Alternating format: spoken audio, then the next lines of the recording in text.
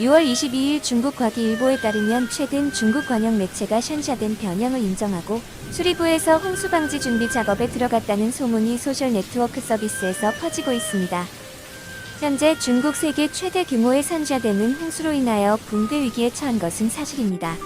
구글 위성사진에서 심각하게 변형된 모습이 드러났던 사실을 잘 알고 있을 것입니다.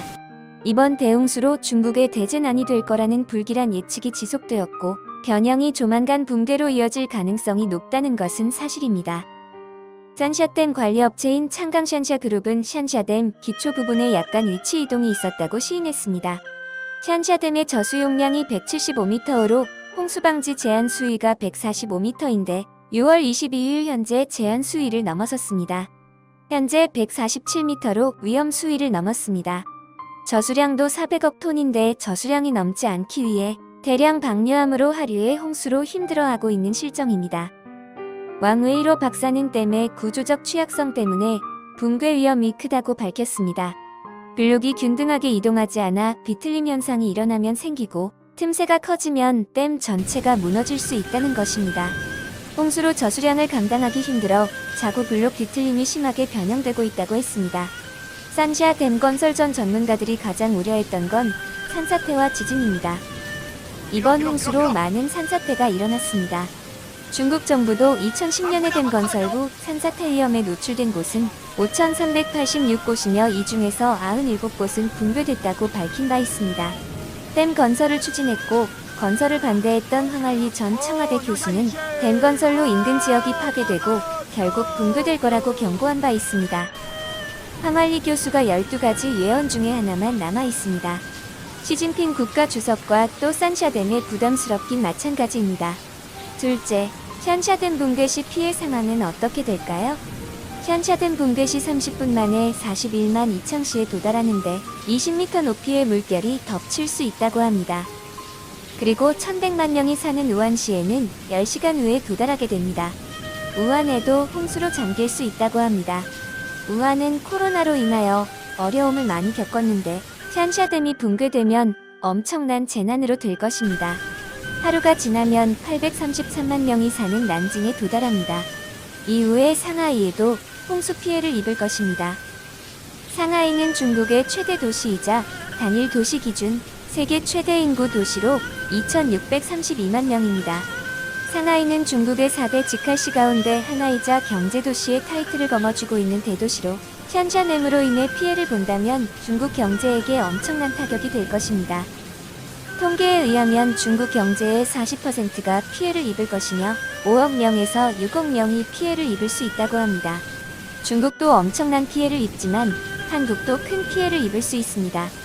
셋째, 샨샤댐 붕괴로 한국에 미칠 영향은 무엇일까요? 가장 우려되는 부분은 원전입니다.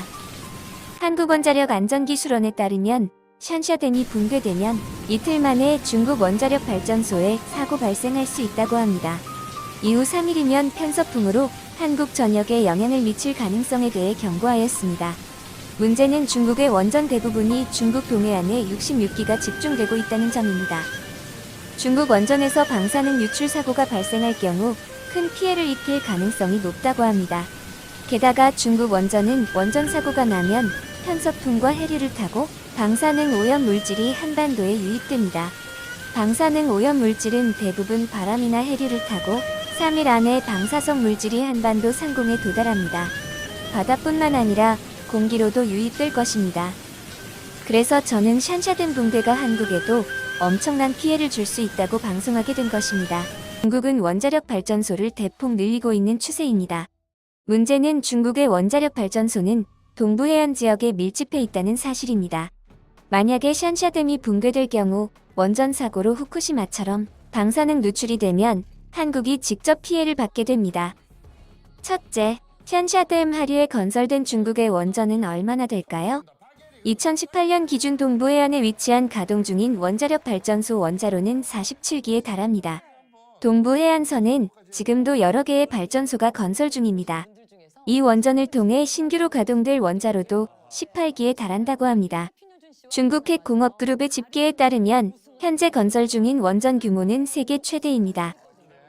중국 에너지 당국이 2016년 발표한 에너지 발전 제13차 5개년 개발 계획 기획에 따르면 중국은 2030년까지 원자력 발전 규모를 전체 전력 생산의 10%에 달하는 1억 2천만에서 1억 5천만 kWh로 확대할 계획입니다. 이러한 목표 달성을 위해 중국이 매년 6기에서 8기의 원자력 발전소를 신규로 건설할 것이라고 합니다.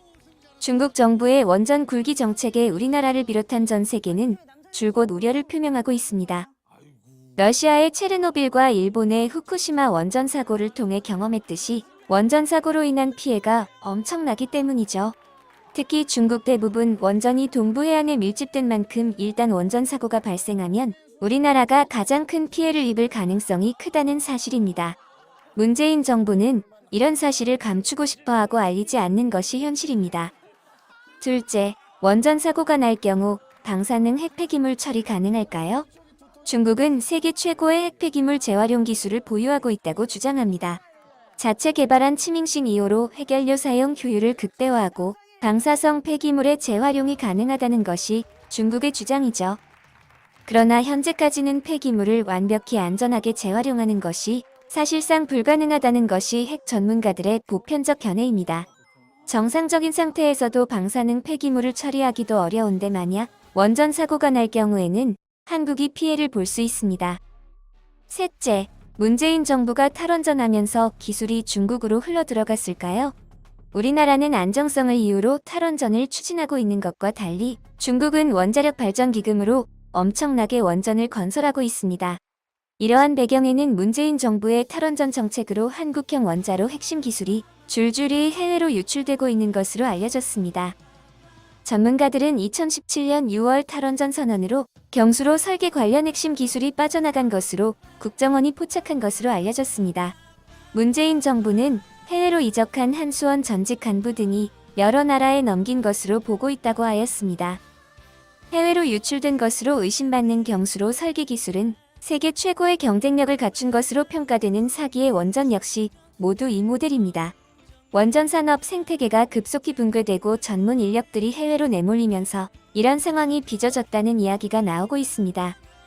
원전 관계자는 40년간 피땀 흘려 세계 최고 수준의 원전 기술을 확보했는데 특히 원자력위원회에 APR-1400 설계도를 비롯한 자료가 대거 해외로 빠져나갔다는 제보가 들어와 원안위가 발칵 뒤집힌 것으로 알려졌습니다. 국내 원전 관련 설계업체에 근무하던 직원이 국내 설계 자료를 통째로 넘겼다는 것입니다.